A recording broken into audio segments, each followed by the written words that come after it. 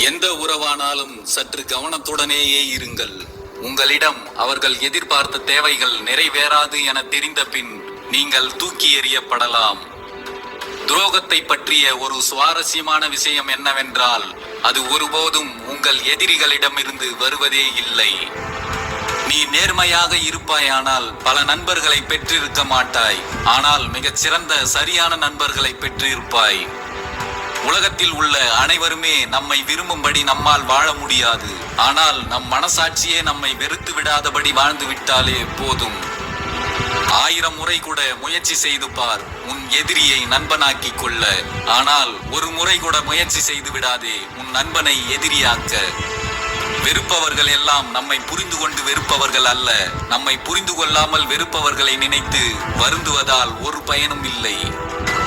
எப்போது ஒருவர் உங்களிடம் பேசுவதை நிறுத்திக் கொள்கிறாரோ அப்போதிலிருந்து மற்றவர்களிடம் உங்களை பற்றி பேச ஆரம்பித்திருப்பார் என்பதை தெரிந்து கொள்ளுங்கள். பழிவாங்கும் இடத்தில் இருந்து கொண்டு இருந்தாலும் பெருந்தன்மையோடு மன்னித்து விட்டு செல்பவன்தான் மனிதன். ஒரு முறை வெளிப்படையாகவே தோற்றுப்பார், உன் முதுகுக்கு பின்னால் உள்ள துரோகிகளை நீயே அடையாளம் கண்டுகொள்வாய். வாழ்க்கையில் பல நேரங்களில் நம் கண்ணீரை துடைக்க வேறு ஒருவரின் விரல்களை தேடுகிறோம், நம்மிடம் கைகள் இருப்பதையே மறந்து. உன்னை யார் வேண்டுமானாலும் வெறுத்து விட்டு போகட்டும், நீ யாரையும் வெறுத்து விடாதே. உன்னை பார்த்து ஜன்னலை கூட சாத்தியவர்களுக்கும் சேர்த்து நீ உன் வாசல் கதவுகளையும் திறந்து வை. ஏனெனில் நம் வாழ்க்கை எப்போது வேண்டுமானாலும் முடிவுக்கு வரலாம். அதுவரை அன்பை மட்டுமே பகிர்ந்து வாழ்வோம். நீ விரும்பியவர்களை இழக்கும் போது உன் வாழ்க்கையில் சில சந்தோஷமான தருணங்களை மட்டுமே இழக்கிறாய். ஆனால் அதற்காக உன்னை நீயே இழப்பாயானால் நீ உன் வாழ்க்கையே தொலைத்தவனாகி விடுகிறாய்.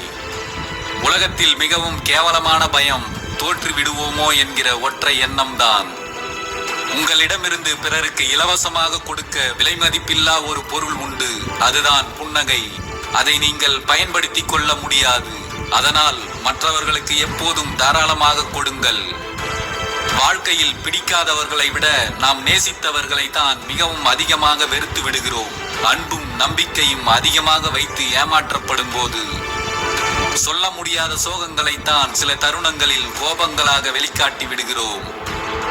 உன்னால் உதவி பெற்றவர் உனக்கு நன்றி சொல்லும் முன் புன்னகைத்து விட்டு நகரும் அந்த நொடியில் நீயும் கடவுளுக்கு அருகாமையில் இருக்கிறாய் என்பதே உண்மை. நமக்கு பிடித்தவர்கள் நம்மை காயப்படுத்தும் போதுதான் இல்லாதவற்றையும் இழந்தவற்றையும் பற்றி ஆழமாக யோசிக்க வைக்கிறது.